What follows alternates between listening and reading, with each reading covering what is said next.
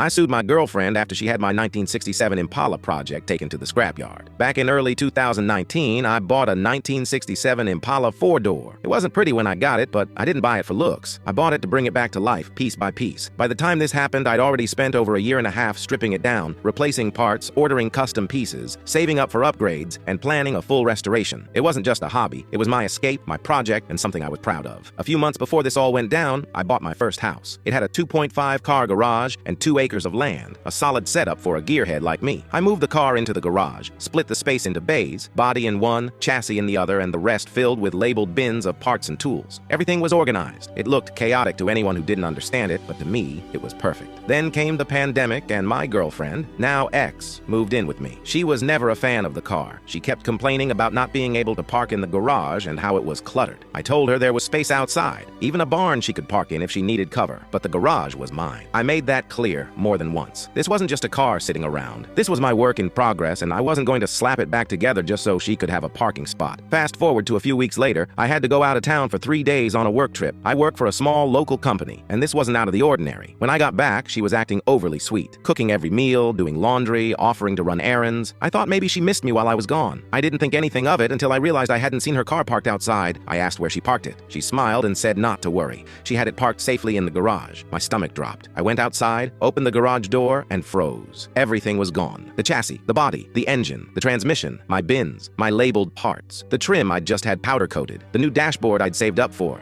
the freaking aftermarket taillights still in the packaging, all gone. It was completely empty, except for her car sitting in the middle of the bay like it had always belonged there. She had hired a junk removal service to clean it out while I was gone. They hauled the car and every last part to the scrapyard. Not sold, not stored, scrapped. I confronted her. She admitted to it proudly, said she was tired of the junkyard vibes and wanted to reclaim the space. She told me I was overreacting and called the car a rust bucket I was never going to finish. I told her to get out of the house that same night. She packed a bag and left to stay with her sister. I changed the locks the next morning. Then I called a lawyer. I had every receipt, parts, services, everything. I also had security cam footage of her letting the guys in, standing by while they took it all, smiling. She didn't even try to hide it. According to my lawyer, that gave me a solid case. So we filed. Small claims wouldn't cut it, not with how much I'd lost. We're going for full damages, over $11,000, and I intend to fight for every penny. That's when the harassment started. Her friends and family started calling and texting, telling me I was ruining her life over a pile of old metal. Her mom even messaged me to say I was heartless for suing someone who clearly just wanted to help clean up. I blocked them all. She tried to come by the house once to talk, but I didn't answer the door. I've kept everything documented just in case. Last week, I visited the scrapyard. They remembered the haul, but it was too late. Everything had already been crushed. The court date is in a few weeks. She's trying to play it down, but I'm going all the way. I didn't just lose a car. I lost something I'd poured time, money, and effort into.